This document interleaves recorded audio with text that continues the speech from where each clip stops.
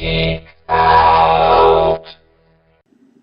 Hey everybody, it's Baka here. Welcome to the first edition of Geek Out, a video blog where I'm going to be sharing the things of geekdom that are interesting me this week. This show is going to be coming out every Friday. Probably ends up at night just because of some of the computer issues I'm having. But we're going to look at things like games and books and TV shows, movies, comics, podcasts, different websites, or whatever's really interesting me this week.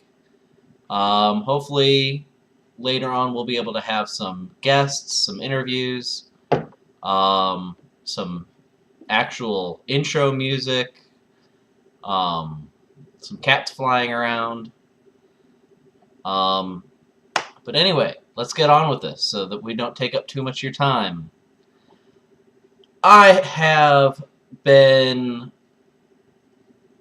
I don't know if I'd say thoroughly enjoying, but I've been enjoying a little game that's been around for 7, 8 months maybe.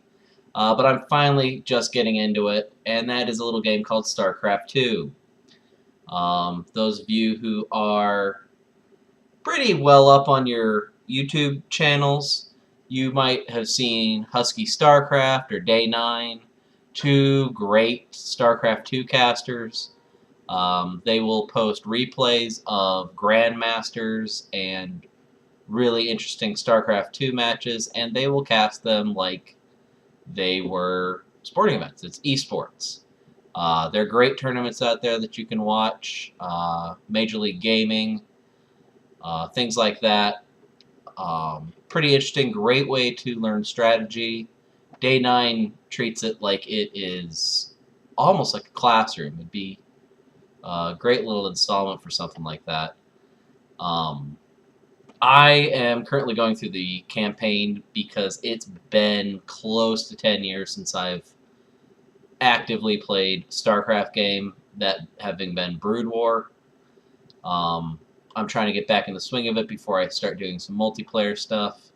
However, I am the slowest gamer ever. I only usually get maximum of 1 to 2 missions in a day. So I'm learning it all back again, but I'm learning it slowly. Slow gaming goes for everything. Xbox, computer games, what have you. In much more exciting news, I just finished watching The Legend of Korra. For those of you who don't know, The Legend of Korra is the sequel series to Avatar: The Last Airbender. It picks up 40 to 60 years after Avatar ended, with the next person to become the Avatar after Aang, which is a 17-year-old girl named Korra.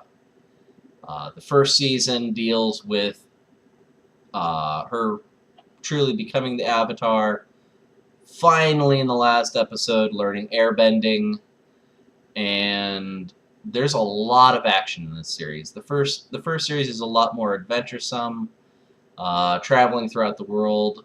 Well, the world has changed. There's technology now. It's very steampunky. And I think it does a really good job of continuing the tradition of Avatar and continuing the story of what happens in the future. I recently finished reading the book The Magicians by Lev Grossman. This I thought was an excellent book, great character building, a little sparse on world building, just because he packs so much into a, I guess by fantasy standards, a short book. It was, I want to say, somewhere around 500 pages, and it spans nearly 8 years, if not more than 8 years. The first half is very much a homage to Harry Potter.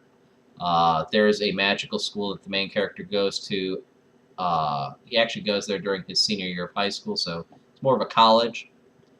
And the second half is an homage to the Chronicles of Narnia.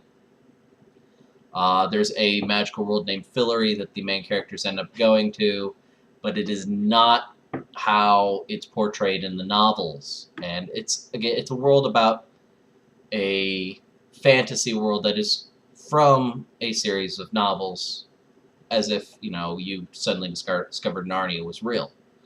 The characters are all flawed. They're human. They're very much more realistic than a lot of characters in books that are either really, really good or really, really bad. These are a mixture of the two.